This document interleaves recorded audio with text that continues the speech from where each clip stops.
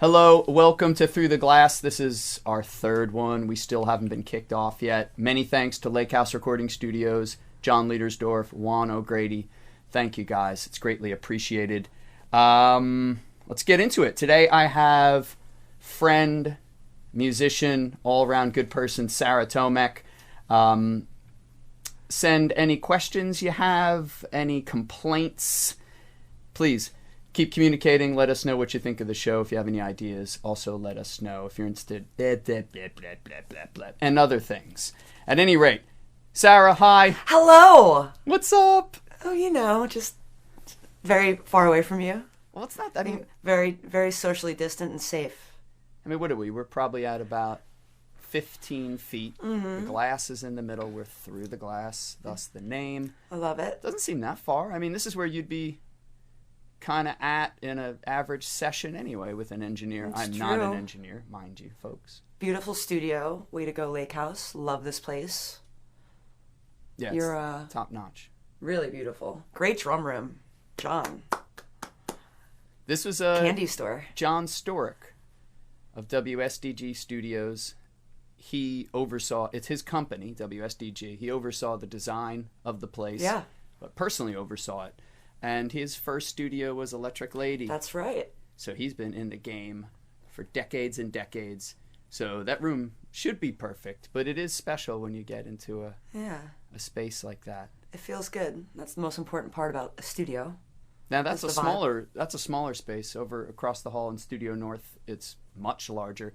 When you track drums, what do you like to be in? A cozy? Like, how do you like to track? I think a lot of the last couple records that we've done in Nashville have been live. So with the last records, the last three records really, with Maggie Rose, then Vibes, Manolo Garcia, it was all like kind of tracked in a big live room. So I prefer that. I don't really like when drums are tucked away in an ISO booth or something like that. I've done that as well. It's a little kind of a weird vibe. But yeah, I like the larger live room sounds. Are the amps in the guitarist, bass, is that in the room with you, or are they isolated and they're just standing there with cables? No, I think we did it with the bass amp just so you could feel it push air a little bit. But they were using a DI for that. And all the guitars are tucked away. But just everybody in the same room so you could feel each other and have eye contact. And track live is just, it's important to kind of get that to tape, that intention. The amount of musicians who can't do that is astonishing. So what Sarah's talking about here, it takes a lot of practice, it takes a lot of skill, and it takes a lot of listening, not to yourself, listening to the others in the band. So yeah, artists that can track live, that's a stamp. Yeah, it's cool. Of cool. It's also like a more family band oriented thing with the Maggie Rose Them Vibes thing that we've been doing in Nashville. It was like 13-piece band live. You have just my crash cymbals bursting through those backup vocal mics, and I was like loving it. You are a rocker. So I assume you guys have checked out Sarah, and we'll talk about her specific bands and all this in a bit. But you're a rock and roll drummer. So even when you're playing the country thing, you are a rock and roll drummer, and it's always cool. It's always badass. You're always making the face. And it's terrible. It's not I terrible. see it, and I'm like, ugh.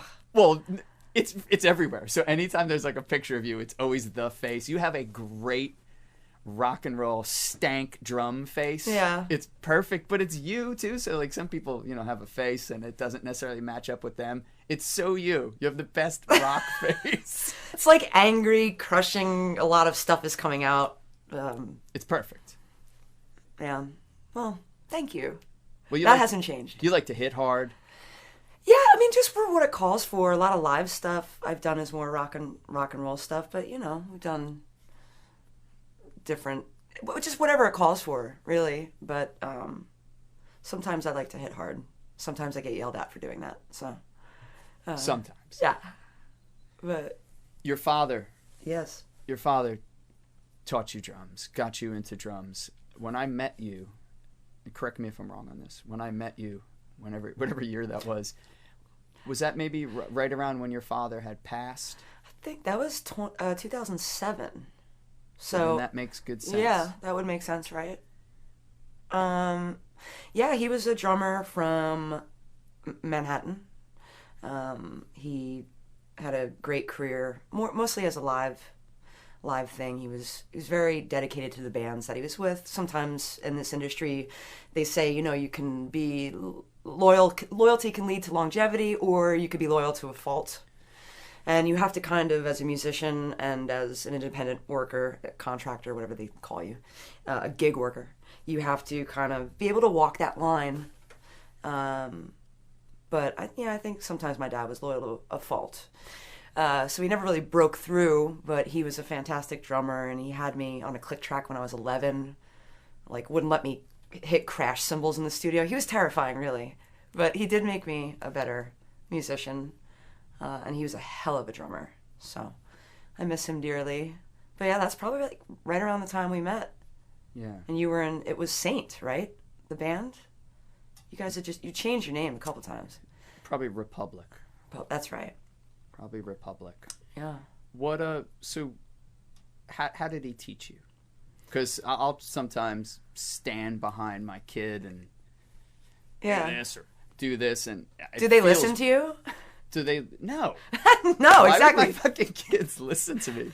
I mean, the oldest one is 8, and he's already at the, like... Please. He's figured out how to be, like, pleasant about it, yeah. which is worse.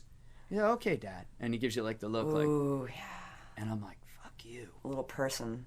All those You're things. 8, but I want to lay in a little bit. Maybe in a couple years. I don't know. Do you ever really listen to your parents when they tell you something to do? I think...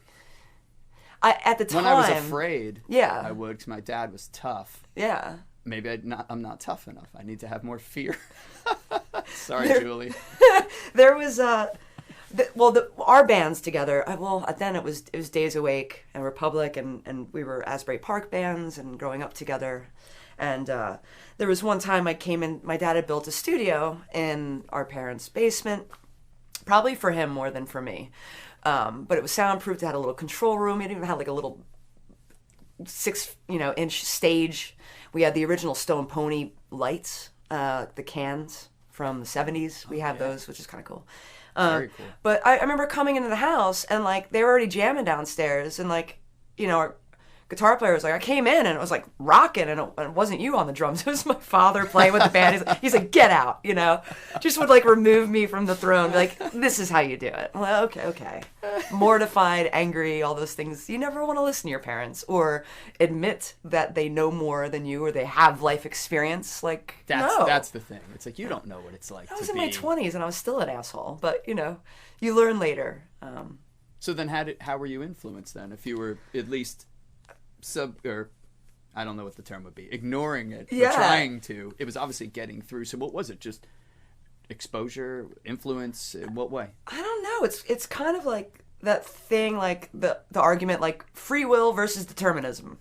Like, what is it? I think it's a little bit of both. I think some of that was in my genetics, and you know, my mom has a great story. I was a toddler, and I was naked running around the apartment, and it was when pay-per-view was still a thing, and it was a Doobie Brothers concert, and they had a drum solo. Oh, yeah. All of a sudden, and I just stopped, and I was just mesmerized, and they're like, Sarah, and I couldn't break my attention from this drum solo, which I now hate drum solos, but, you know, as a kid, that was it, and my mom was just like, oh, shit, you know, and she knew at that point, and I think Dad wanted a boy. He got me, and then he had to deal with me, and then the drums were there. The guitars were there. He taught me all of those things, a little bit about everything. And then you just kind of find your way through it. But I think it's a little bit of both. That little predetermined and definitely a little will, because, you know, we liked different music, but... How so? What was he into? Because I could see him. I never met the guy, Yeah. but in my mind, this is what you should listen to. I'm like seeing that image in my mind for some reason. Well, it's all cool now, but like, you know, I was born in '82, and it's like, you know, it was, for me, it was Michael Jackson, and it was New Kids on the Block when I was like a little preteen, and then I didn't understand rock and roll. He was a rocker. But also in the 80s, there was some bad shit out there. You know, like, I remember, like, he liked, like, Go West. And I was like, what is this? Oh, I remember that name. What was that band? Everybody Wang Chung Tonight. Wasn't the name of the band Wang Chung? Maybe. There you go. Like that. Now I like it.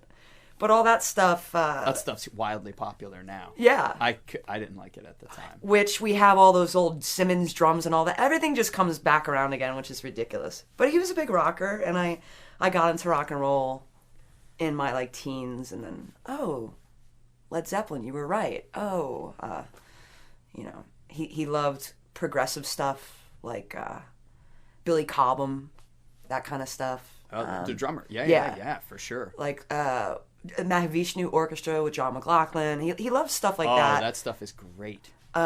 Yes, I loved Yes. Fortunately, my dad wasn't really a Rush fan, so that was good because I don't allow that in our house still. My husband waits till I leave to put on the Rush records. Well, you're right. No women like Rush. Do you know a girl that... I mean, I'm sorry. Anil, you know, passed this year. Look, we don't need to respect the dead. We just respect everybody the same way. Yeah, okay, cool. And your husband's right outside. Yeah. Oh, as soon as I leave... I'm going to tell him. You're right. It's some tequila and Rush records, and he just has the time of his life. You know, it's middle-aged men, so it's like air drumming, and they're playing everything at once. It's and good just for like, that. That's true. And women just don't like it, because women like to listen to music that you can have sex to. Yeah. And it's kind of like a joke. Like, we should try to make out to, like, a Rush record, see how awkward it gets, you know? Well, thus the attendance at their concerts when they were playing. Yeah. Our old stage manager was a stagehand for them, and he said the guitar player, I don't know the name, but... he used to put Barbie dolls on the pedal board and go, look, there's girls tonight. I have a love-hate relationship with Rush. Like, yeah. Obviously, they've got some killer grooves, some killer songs. Neil Peart, God rest his soul. Yeah. But, like, I don't know if I'm ever in the mood for Geddy Lee's voice. No. I don't know if I ever want... and I certainly don't want to have sex. No. But you should Geddy, try now. All right. Maybe the third one's coming. Your third Julie, me, you, and Geddy. Ugh. It's going to have to be, I think the way to do it would be definitely, I think your husband's right about the tequila, and I think you got to crank it. Yeah. Like, don't keep it like get out normal of your sex music volume. Yeah. Like, let's just dime it and just go nuts and lock the door. I think everybody should try it. I'll try it too. All right, we're going to do the Rush Sex Challenge this December, so anyone else who wants to join everywhere. It's for women everywhere. So let us know how that goes for you. I think there's going to be a lot of, oh, that was great. I'll be right back. I just want to talk to my friend for a couple of minutes. Go in my special drawer. Yeah. So you're a rock star. Let's be clear. Let's be clear. So, you know, we were just chatting about when you and I used to play together in your basement, but you are one of the few people who I've known personally who got to big fish in a small pond, which in Asbury Park is no easy feat either. This is a high-level town. So just being a big fish in a small pond here is an accomplishment. But you went. You went out. And I remember when you left, what was the decision like, and how does that work? Because I'm sure it's not what people think. I'm sure it wasn't the lure of income. Well, it's terrifying, like any change, and it was Nashville, and I didn't know anybody. I didn't know anything about country music, that's for shit sure. I don't even think Jersey had a country station at that point. And I had this opportunity where it was retained. I think we did 180 dates with radio tour within 9 or 10 months. It was crazy. So I knew while moving to a very unconventional lifestyle and being a full-time musician, there still was like, I knew there was going to be income, and they were going to pay my moving expenses to get there, and I was going to be on a tour bus for the first time. So all these things, you know, I had to go and audition, and that was a really weird audition. But I had 2 weeks to make the decision, and it's what I'd worked for, and I had to leave everything behind, including a relationship and my mom, who wasn't doing well, and really just had to do it for me. And I just got lucky. You know, there's a lot of talented people. There's a million drummers that are way better than me in their basement or their mom's basement right now. But yeah, it's luck, and what do they say? Luck when luck meets. One of those fucking sayings. Well, I think I just got lucky. Well, I think we're all lucky just to be alive in the first place, and living a generally nice life. But it's more than luck. Again, just getting to the top of the small pond and then having the bravery to go to the next level. That's a big deal. So you say you had to try out, but what band? Tell everyone what band we're talking about and how you even get. How do you even know how to try out for said band? It was wild. It was for an artist, Maggie Rose, and Maggie had played with my Asbury Park band, Days Awake. At some point, she was like 19 or 20. It was at the Stone Pony. She had a legal ID. She came in. We played, I think, a cover song with her. And then years later, I met her business partner, and he's like, I want you to come to Nashville and audition for Maggie Rose. I'm like, oh, okay. It's 5 years later. So I went down, and it was for James Stroud, her producer at the time, who's a big name and also a drummer in Nashville. And Scott Simon was her manager at the time, and he broke Tim McGraw, big names. And I got there, and they had given me, I think, 2 songs, and I came, and it was like almost like an airplane hangar with a drum set. And it wasn't a band. It was like, here, play to this track.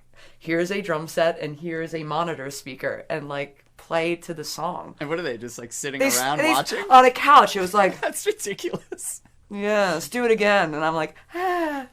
I think Maggie was in a corner too. I think she was there. But then the cool, you got it when the manager's like, do you like wine? Do you want to come for a glass of wine? I'm like, yes. You knew. I knew it. So, and he bought the wine. That's even better. Well, you seem to click well with her. So I've only met Maggie twice. Both Yeah. times you probably introduced me to her. Super sweet, but she's got a certain kind of edge that I could just see kind of jiving with the edge that I place on you. And she rocks. Yeah, we have She's a good thing going. I've been with her for almost 9 years. Oh my gosh. And I've been her band leader. I don't know why she still has me doing that. Been her drummer. Now we've been writing, and it's been a hell of a roller coaster. But I think we really have a cool fucking band. And I think she's really found her spot in this whole thing. I mean, it's hard out there, just to, especially with social media, and everybody sees you all the time now, and just to kind of watch her growth and be a part of it has been trying, and it's been rewarding, and we haven't killed each other yet, so that's cool. There's still time. I know. You talked about band leadership. I don't think most musicians understand what that is. Yeah. So, folks, there's a person in a band. There's always the focus, the front person. However, there's so much that goes on to make that front person come off well. And we're usually talking about a live setting here, concerts, tours, to making sure the band is on point and having a liaison between that front person, who's usually the songwriter, and conveying a message to the rest of the band. Band leadership from drummers is an old school thing. So in the teens and the 20s, the rock stars were the drummers. Yeah. Talk a bit about that. I didn't really understand the whole band leading thing when I left Asbury Park or New York. It's just not something that was in my vocabulary. And getting to Nashville, I mean, you're basically in charge. Whether sometimes it's writing the charts, but it's kind of just being in charge of rehearsals and pays and getting the players together. It's writing set lists. It's writing those little introduction parts to the set. It's just making the whole live show come together. It's kind of like what you need to, that's your focus. And also, during a live set, whether it's a small club or an arena, you're staring at a clock, and you're trying to squish all these songs into like a 30-minute set or a 45-minute, whatever. The artist always wants to play as much as they can, and everybody does. But you can't go 1 minute over. If you're on a bigger slot, and it's just you do that, and there's just so many things that I didn't realize go into that role, that I've been fortunate enough, and I've had really respectful, beautiful people and players around me,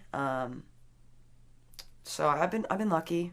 And as a drummer, it makes sense because, you are looking at everybody's ass from that stage and seeing what everybody's doing, and you're seeing how everybody's working together, and you're watching the crowd and what works and what doesn't work, whether it be within the band or with the new songs that you're trying out, with the audience reaction, and you get to see all of that, and that's kind of a cool spot. It's almost like a catcher. Yeah. In baseball, you need to take in the entire game. Yep. You're the only one who's sort of really in touch with certain things, communicating certain things.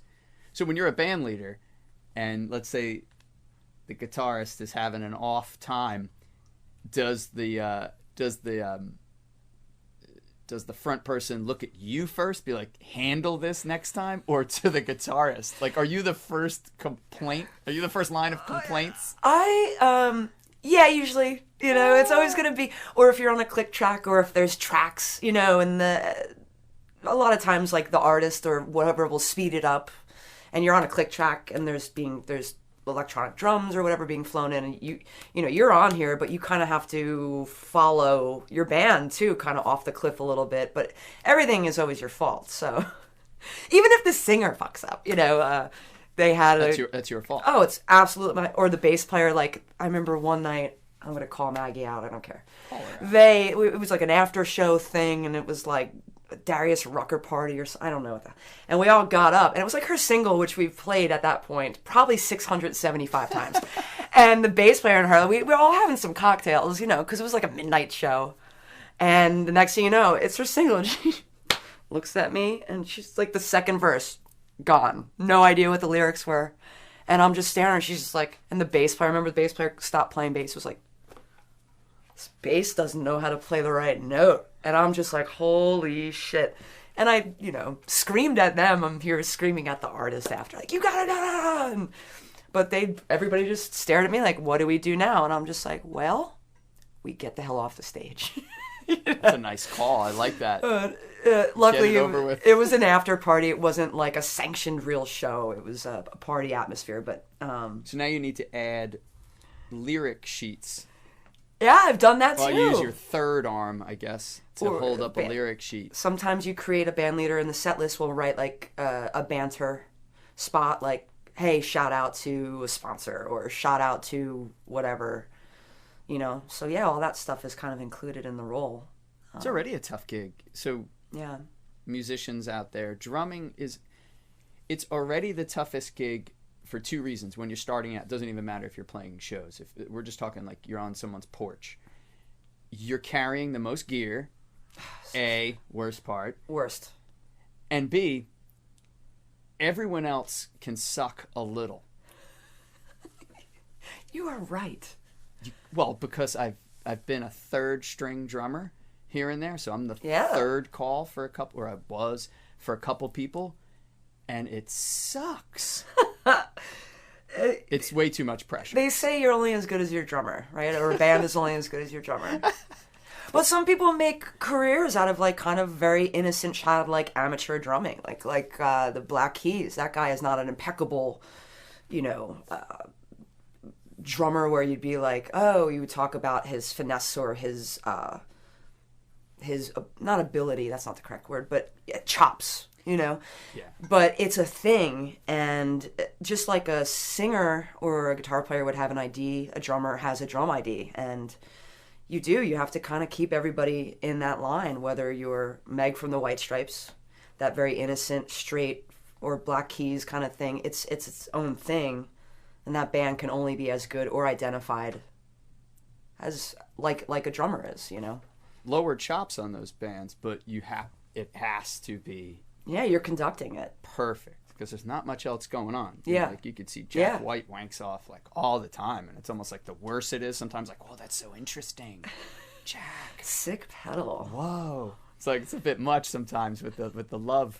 Yeah. But unless Meg is there or whoever, the Black Keys, that's a good example too. I saw those. Yeah, like you could be a great drummer and still not be like, Miss Chops McGee over here. Chops McGee, it's such like a local thing to say. I know. I'm like my father. I hear shit coming out of my mouth sometimes. But that's what I would say. Yeah, you're like, turning into your parents. Chops McGee. I also curse a lot more when I'm on the East Coast. It's great. Fucking A. Fucking A. Eat a lot of bagels. It's great. Is it more genteel in Tennessee? You know, it's like, bless your heart. And that could either mean fuck you or truly bless your heart. Like, it's a very southern, it's a thing. It's like southern hospitality. Like, I started walking slower. I cursed less. I'm trying to not be so, like, people are like, sometimes almost scared of the directness, I think. Oh, 100%. And I come home to Jersey, and it's like, even when you go order a bagel, like, what do you want? I'm like, ah. So it's the South is definitely it slowed me down a little bit, which is good. So if someone blesses my heart. It could mean fuck you, or it could mean bless your heart. Like, but we have the same thing. So I could be like, oh, this fucking guy. That could be like, yeah, that's my guy. Brother till the end. Yeah. Or he needs to go, or there's going to be a problem. True. So I guess it's the same thing. They just speak better. Weller? Slow. They're Weller speakers. What are the differences down there? So, I mean, you gigged hard in Asbury Park in New York City, and that's Asbury Park is its own thing. I can never say enough. I still think it's the coolest town on the face of the earth. I have so much Asbury Park love. Yeah, how can we not? Grew up around here. Well, Neptune, close enough. I've worked in Asbury. I work in Asbury now. My first gig was in Asbury. Yep. Remember the Fast Lane? God, yeah. Sketchy. And the original lanes. I had like my first 6 birthday parties at the original lanes. Asbury Lanes. Were you too young for the Palace of Amusements? Oh, no. My father... It was wretched when I was little. So it was like so fun. And I didn't like heights, and this is another thing about my dad. He would pay the guy off to make him stop at the top, and he would shake the wheel, Ferris wheel. And that was at the Palace Amusements, right? The Ferris wheel came out on the roof. And that was a troublemaker, that guy. He was. I remember like being 5 years old, and there was Springsteen in a white Cadillac, fact, on the boardwalk, and this is like 87. My mom's like, go give him a kiss. I was like crying. I didn't want to talk. I don't want to do this. Like, I guess I was a little starstruck. But yeah, come on, it's Asbury. You got to talk about the Springsteen and the Jon Stewarts and the John Bonds. They're all here. It's funny. He wouldn't stand out now on the boardwalk so much, but like back then. Oh, yeah. You're brave just for like going on the boardwalk at certain times of day. And yeah. Remember the hot dog house, like back in the day, like early hot dog house? What? I remember it, but do I remember my times there? Questionable. You had to have a weapon. Yeah. Within arm's reach. Well, remember we would keep like pipes just in various spots. As soon as someone would open the door, you'd see someone would like sneak in. And also, this is a rehearsal space called the Hot Dog House. So for women musicians, it was very great. It sounds so normal to say it now, but the Hot Dog House, great. It's so ridiculous. Yeah, it was sketch, so many parties, but there was great rooms, and God, music would go till 4 a.m. Just jam sessions, and I treated it like an apartment when I was 15. Sorry That's probably to when I hear started there.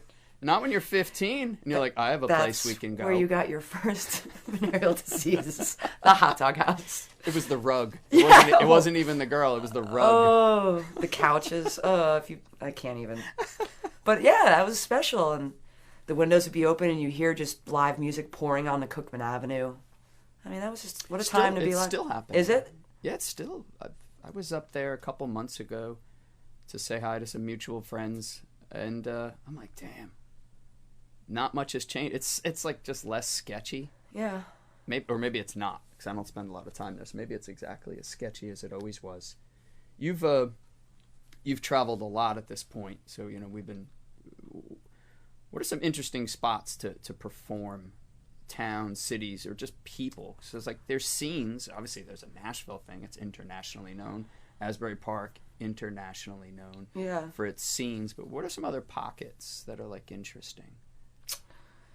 Austin's really cool. Austin, Texas. That's a big music scene down there as well. Favorite. I'm an East Coast girl, so anytime we get to go, and we don't get to do it often, but just the East Coast, I up north, Boston, going up there. I love Maine, doing some festivals in Maine. Just like the beauty of those amphitheaters up there, upstate New York. I think that's just kind of where my heart is. Then you go west and you go up Northern California and I'm so terrible. From the Grateful Dead. He has a club up there. Help. Phil Lesh? No. It's the only name I know. I know, we're the worst. Dead Magoo? Dead Magoo, that guy. Dead's McGee. Yeah. Not Phil Lesh. Bob Weir. He's got a place up there.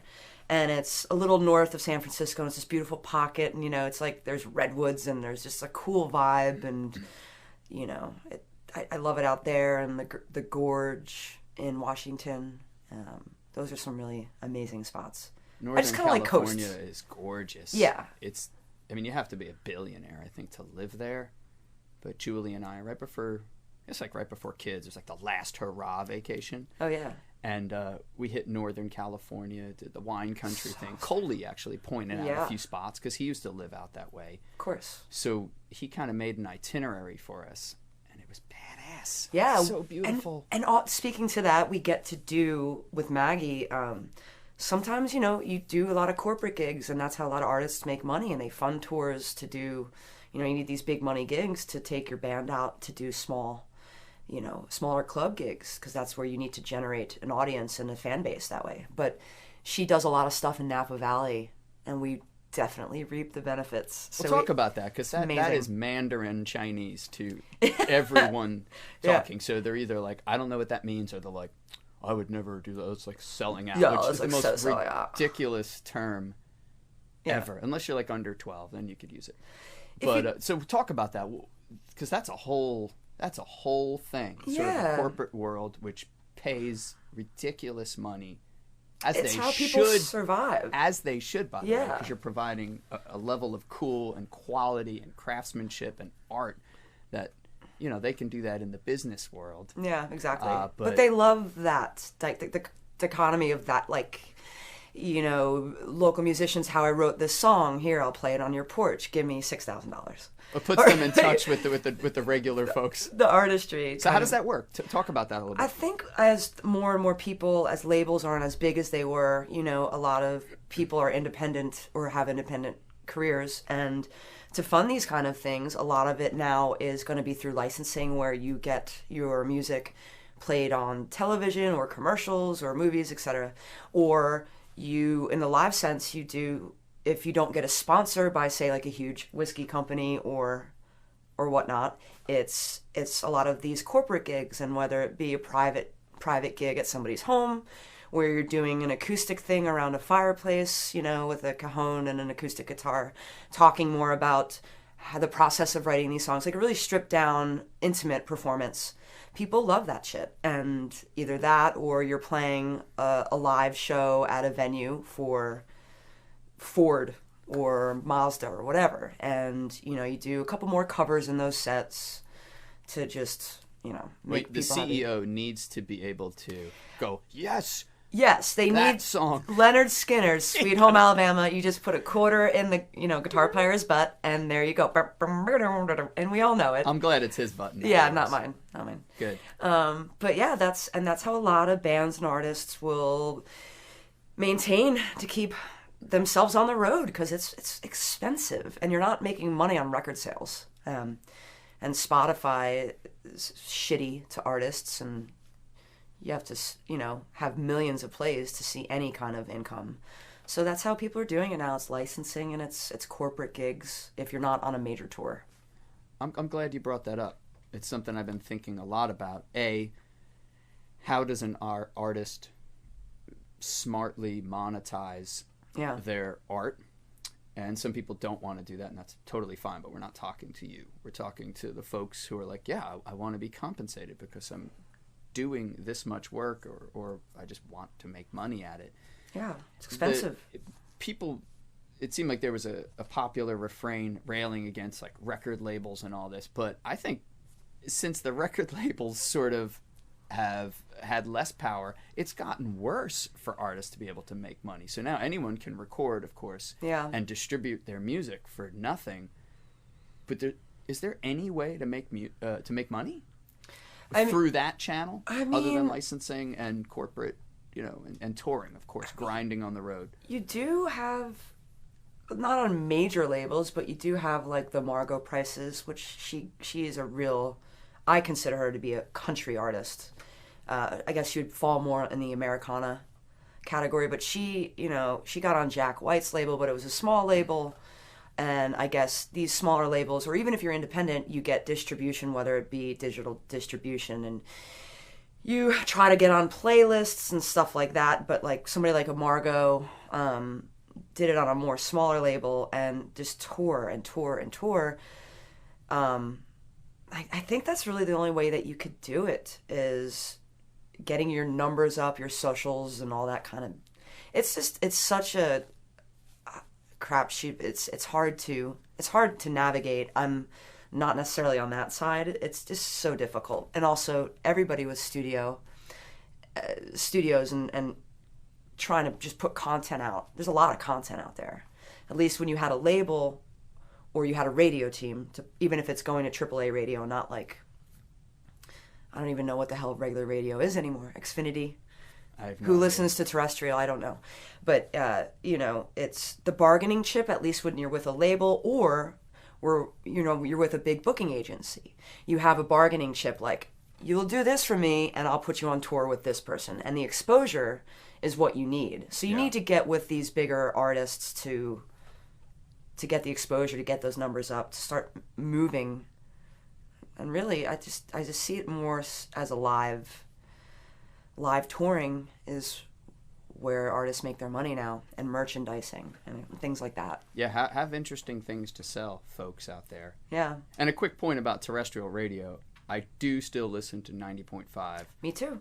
When I do turn on the radio. So shout out to Jeff Raspy. Hell yeah. And the other good people over there. But and thank you for playing all great music, including our friends, and keeping it real. They've been keeping 25 it real years. Forever. Same thing. I love Jeff. Yeah. He's great. He's so good. What's up, Jeff? Hi, Jeff. Hi, Jeff Raspy. Places like that. Lightning 100 is a huge AAA station in Nashville. It's a huge tastemaker of a station along the same lines, and yeah, that's how I'm looking at doing it. Well, you got to grind no matter what. I think you're in a bad position if you feel like there's one thing you could do to get to a goal. No matter what, you have to work hard and grind, as you know. I don't want us to tell you that.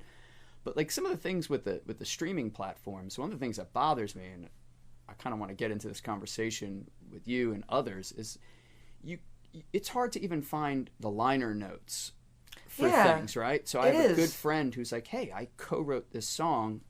I'll leave out the players in this story, but Michael Scotto. Oh no, I'm not nothing. I'm here and still teaching my kids how to not piss on the floor. That's good. That's where I'm at. He co-wrote a song that was used for a very major television show. Right. It's a syndicated show. It's been on forever. It's one of the most popular shows in the world. And he got paid once, but then when they distributed that song as a single, or however they distribute it, there's no credits to songwriters. It's just ownership here. And he pointed this out to me a couple weeks ago, and I was like, wow.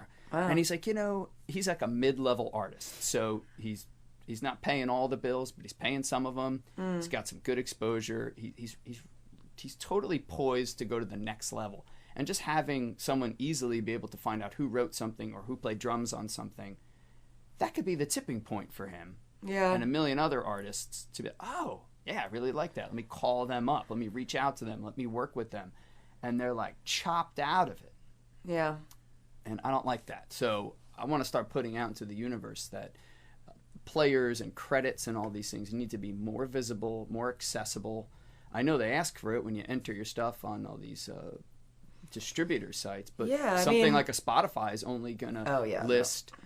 There's no liner notes. It's just songwriter, I guess. Hard even on people that aren't musicians necessarily or in the business are not going to go searching for, what is it, allmusic.com, when it's supposed to have all the credits, and even some of those are lacking, you know.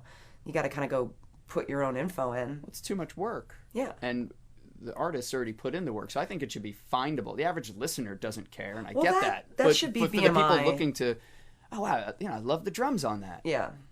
What songs? I want a playlist of songs that Sarah Tomek played drums on. Right. Like, why can't I do that? You're right. That's interesting. So I'm pissed, and I want to put that out into the universe. It's kind of on a cool behalf idea. of all the artists, just to start the conversation. Like some kind of algorithms for favorite musicians, not artists. That's cool. Yeah, like what the hell? Yeah. Because Give the drummer some, man. give it to her. God. Give her some. Please. So you've done things that I think most musicians would be like, oh. First of all, you were featured in Modern Drummer magazine, Yeah, which is like the high priest magazine It was of cool. at least, you know, popular drumming. Well, how did that happen? I was playing in a punk band at the original Asbury Lanes when the editor at that time was playing with his band, and he saw me play. You're in a punk band? I was. It was called Ben Franklin. That's And we awesome. had songs about Ben Franklin. And it Who was pretty punk himself. Oh, super. It was like about orgies, sex orgies, and like he ate more eggs than George Washington. It was crazy. It was a crazy band. It was great. But he saw me. We had a relationship, and I had like a little blurb come out years ago about me in the Asbury scene. And then when I got very fortunate to get the gig playing with Steven Tyler, when you have bigger names on your little career, then people are definitely more willing to talk about you or talk to you. So that's really how the spread of Modern Drummer came to be, was when I started playing with Steven, which I'm not bitching about because that was awesome in itself. But yeah, we got to touch on a lot of cool things with that, and that was a dream to be part of that magazine. Joe Savio, every night right before he falls asleep, pictures himself on the cover of Modern. Just want to give a quick shout out to Joe and bust his balls Great real drummer, quick. great voice. He's got the best voice. He just not a needs to- singing voice. No. Just talks like The best speaking voice. I just, Joe, call me, put me to sleep. Honey, it's fine. But yeah.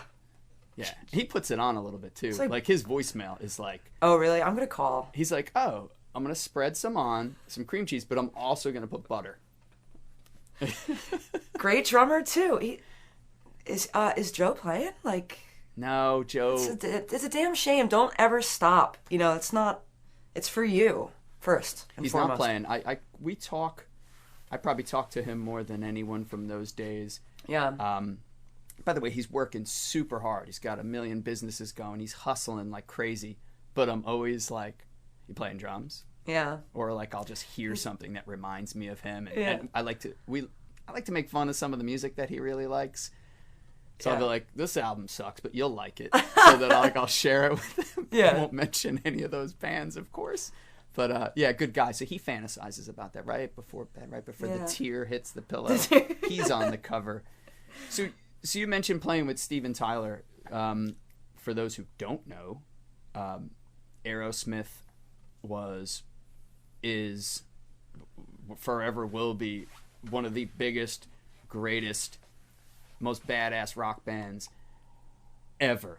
End of story. They're there, whether they get the credit they deserve or not. Which I'm not they even sure. don't, but Kind of. Yeah, I guess you're kind of They're- right. But they're their songs America's are rock band. always getting played. So Yeah. even if the talk isn't there, like I'd say Joe Perry doesn't get enough love.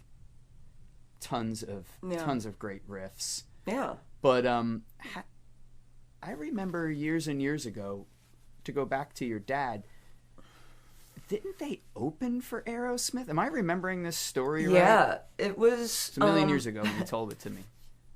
I wish I need to write all this down too, because you forget as years go by. But my dad was saying it might have been around 75, right when Walk This Way hit the first time. It became a huge hit again when Run DMC did it. I guess that was like the early 90s maybe. Something like that. But the first time Walk This Way hit, I guess they were somewhere, I'm not sure where they were touring, but they got the chance to open for Aerosmith, and they were going, and then they saw this huge semi-trailer, tractor truck, whatever the hell you call those things, with mushrooms on the side, traveling in the same direction on the highway, and they started like shitting their pants, like, oh my god, did they book the wrong band? Like, are we not like playing the show? Like, because it was like it just said Mushroom on the side, and it was just like a food company. It was like Cisco or something, but they were like probably high and like losing their minds. But they got to the venue, and it was them that got hired to do it, and they played, and the band was phenomenal. And the story goes that they kind of were too good, and that Aerosmith's management pulled the plug on my dad's band, whose name was Mushroom, at that time, and they never really got to finish their set, and they were kind of like, okay, you're done. They didn't even finish the set. They didn't get to finish the set. But yeah, that was, I guess, 75. That must have been. So your dad plays most of a set opening for the biggest band in the world. At that whether point, they yeah. were at that point yet, where they were probably... Yeah, they were pretty big. Man, Sweet Emotion and Walk This Way was all on that record, so yeah. Oh, well then, Yeah. that was right They there. were the kings at that point. Yeah. So then cut to, a couple decades later, Yeah. how do you get... Well, it was your band. It was Loving Mary band. Yeah. Right? How How did that happen? This is a crazy story. I was at this studio, a really famous studio in Nashville. It was called Quad at the time. And this guy, Marty Fredrickson, had owned the studio. I knew who Marty was. He had written Jaded for Aerosmith. He's a huge songwriter, producer, great player, just all around amazing dude. It's annoying, actually. But I was recording in his studio with Maggie. It was the first time I got to play drums on one of her songs. It took me like 5 years. So I'm playing. I never met him. And I was like, hey, I'm going to go down the street, literally, in Midtown. This is like around Music Circle in Nashville, to an Irish pub. They had like a little outdoor area where they would do rock nights. And it was called the Rock and Roll Residency, which still goes on. Those are all my buds. And they do like B-C sides of 70s, some late 60s and 70s, some 80s stuff from like rock and metal bands. And they're like, do you want to come up? They knew I loved Aerosmith, and we had done a whole cover show where we had done the whole Rocks and Toys in the Attic album back to back, note for note kind of thing. Oh. So they're like, hey, do you want to come play this song, Lord of the Thighs? It was off of Aerosmith's Get Your Wings record, the second record. Lord of the Thighs. Yeah. And it's like an 8-minute song, and I'm like, yeah, of course, So I just played this session with Maggie. We had a couple beers. I'm like, I gotta go do this other thing, And we had recorded at Marty Fredrickson's studio, but I hadn't met him. We got there, and I got up on stage, and I played 8 minutes of Lord of the Thighs. And I got off stage at this Irish pub, and there's Marty Fredrickson. He's smiling, and he's like, hey, I'm Marty Fredrickson. I'm like, I know who you are, because I'm psycho, And also you just know, in Asbury or any town that you not newly, but you're at, the names and what people have done and their creds. And someone like you, yeah. It's important to note, like many of us, you're putting out this energy too, yeah. where you're attracting those things. So yeah, that like, human magnetism it's not like you're not thing. being a stalker. There's nothing weird about it, but you're like, you feel like it's, at some point, that's very possible and normal. Super cool. He's like, there he was. And like all of a sudden his manager had hit me, and I was in Asbury on the beach when this happened. And, it was around my birthday. And it was like, hey, Marty's manager, like her name's Carrie Smith, and who also managed Loving Mary band. And she's like, hey, like Marty's got this Americana band. He'd like you to play drums for it. And I'm like, yeah, like that's amazing. Literally did not think that it would be a Steven Tyler thing. And they had asked for my number from Scott Simon, who was Maggie Rose's manager at the time. And I'm like, yeah, only if it doesn't interfere with Maggie, and only if it's for like Steven Tyler. And it was to play drums with Loving Mary and do that record, an original record, and then do all this side work with Steven Tyler as he was moving to Nashville and recording a record out of Nashville, his first solo thing that he was doing. So yeah, I got the call to do it, and it was from Marty, whose studio I was at that day, and there I was at an Irish pub playing a cover song, and next thing you know, I'm playing with Steven Tyler. You put yourself out there, and it happened. It's crazy. So what was the first tour with a rock star? I mean, I assume, is this also your first time playing arenas? No, I had been lucky to do some arenas with Maggie. That's amazing. At that point. Yeah, I'd played big venues, but I just had not been with an American Idol, really, more than just a rock star. He's an idol. So this guy and I had loved Aerosmith growing up. Anybody that knows me will tell you I was such a dork about Aerosmith. I love them. Joey Kramer. Loved them. Just right on it. Right on it all the time. Get a grip, rocks, like shit is great. Killer. I don't care what anybody says. So, just I think we did a bunch of corporate shows. Again, corporate, even people like Steven Tyler and even people like another Asbury drummer, Francis, plays with David Lee Roth. They all do these corporate shows, and they make this bank, Why not? If you're going to make a mill on a show and you're not splitting it with your band, it's a great idea.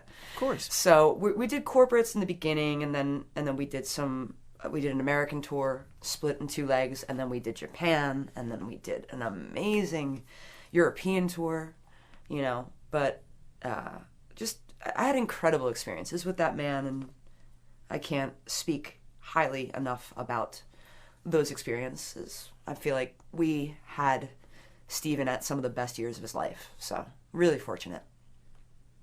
I've seen some interviews with him, and you know how those can go. You're not sure if you're seeing the right person. He seems meticulous. This is the vibe I got through a screen. Meticulous, already has in his head where every note, every hit,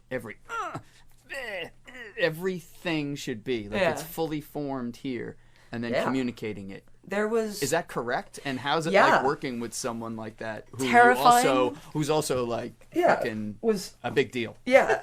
I think it was like a sound check, and he likes to like come and just jam with the band. He's like not supposed to be singing because the dude still sings everything in the original key.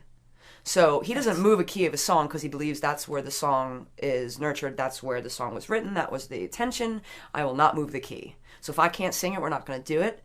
But he also takes vocal rests. Like he's very cool. Meticulous.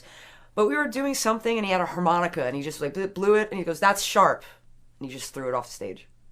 I'm like, how did you? That's amazing, and it was. Like, what?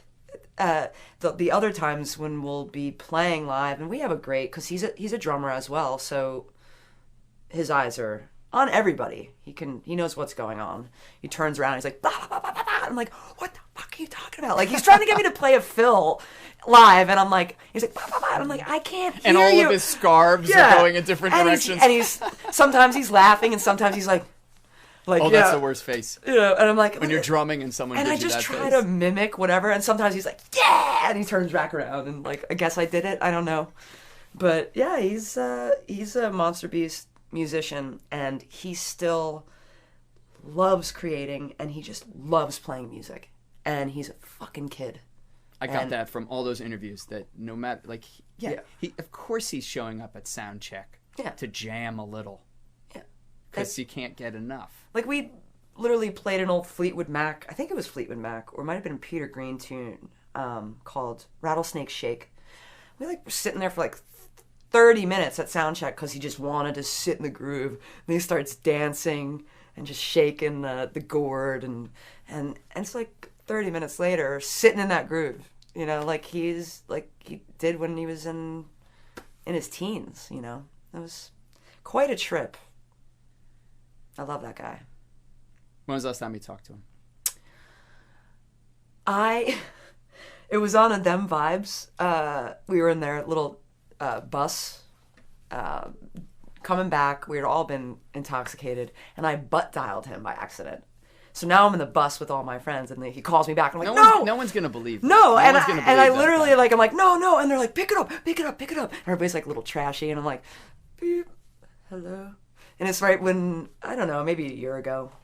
That's the last time we probably spoke on the phone. I saw the last Aerosmith show. We saw each other for a minute in February before this shit show started. But yeah, he called me back, and that was right when Aerosmith started their residency in Vegas, and we were just talking about that. And he was in Maui. My husband and I stayed our wedding night at his house in Maui. We got, he's generous. He's awesome. Yeah. So, yeah, I feel like I'm bothering him right now. He's in Aerosmith mode when we start. If we ever do anything again, that'll be great. There's no delusions of grandeur that this would come to an end at some point.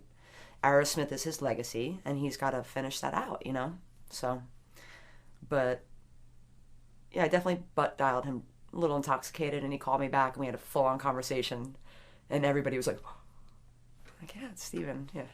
You're a badass. I love you. Love you too. And I really appreciate you coming on. This is awesome thing you have going. I can't wait to see more. Well, until the plug is pulled. Yeah. All right, folks. Sarah Tomek, generally killer person, generally killer drummer. Thank you so much. Thank you. We're out. Cheers. Bye.